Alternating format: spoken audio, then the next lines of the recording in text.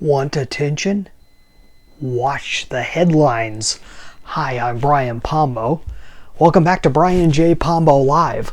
You know, headlines are a funny thing. Headlines, they exist in all forms out there, okay? And so whether you're talking about videos on YouTube, whether you're talking about links that you're clicking on, but the specific thing I wanted to point at is actually news headlines. News is a great place to look at these type of things, and you could still see it when you're shopping in a grocery store. You could still see tabloids which have amazing headlines, or the magazines that are sitting on the rack next on your way out the door. Those have great headlines. They can be very specific to the audience they're trying to reach, but if you look at the headlines and you think, okay, what attracts my eye first? What words attract my eye? Me personally, and I'm talking about you. Ask yourself that. But you can really do it when looking through the news online. Just go to a news site or go to one of these sites that has a lot of different news. Go to Google News or what have you, and just search through the headlines and look at what attracts. Look at what attracts you a little bit to read the whole thing. Which word is it that pulled you in? And what's that say about you?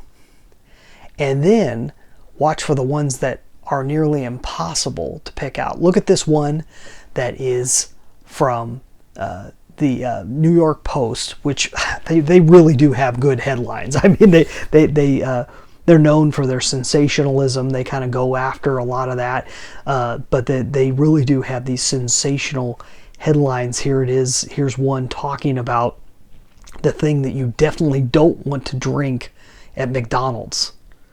Doesn't that pull you in?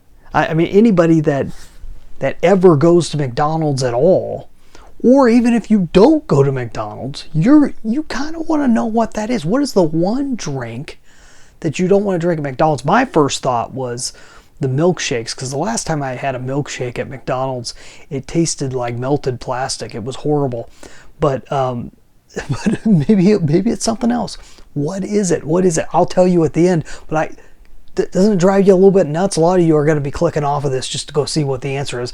If you wait till the end of the video or the audio here, I will tell you what it is. But look at how it puts its hooks in you. If you can have that type of curiosity-based headline, oh man, that's fabulous. And that doesn't, I know you're not, I'm not saying you're out there putting out news stories, but I'm saying if you're trying to get the attention of anybody, a prospective customer or client, if you're trying to get the attention of a donor, if you're in a nonprofit and you're looking for donations, no matter what, it's the same idea. If you can get really good at grabbing attention with nothing more than a couple words, just a string of words put together, if you can do that, you can print cash. In the end, that's what it comes down to. You can, or produce whatever you want to produce.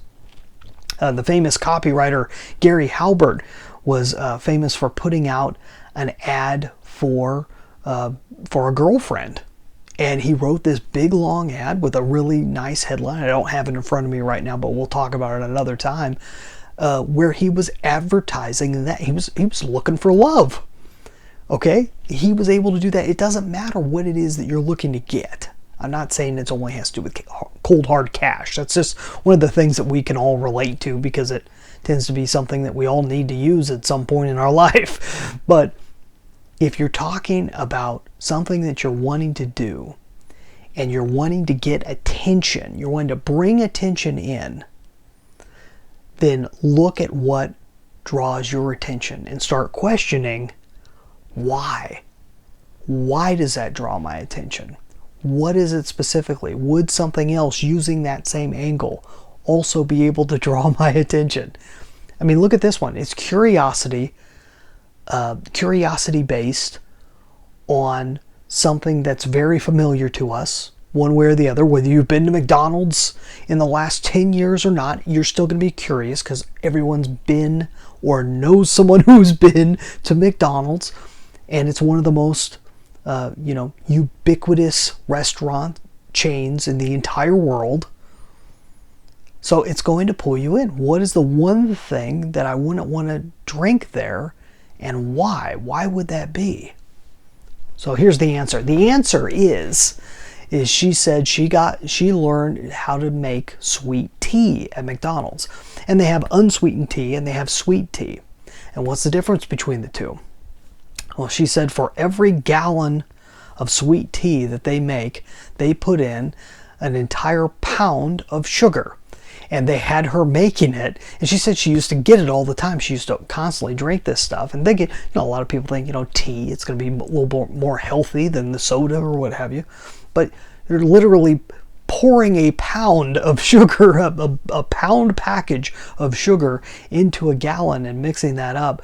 She said it made her sick to her stomach, and she never drank it again. Now, for some people, that may not bother you at all.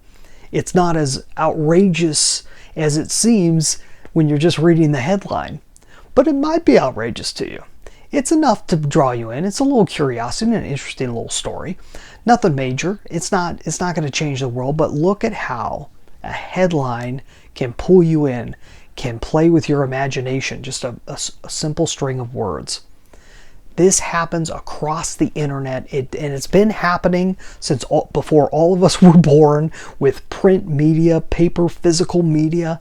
They were using it then, and they were talking about the science behind it back then.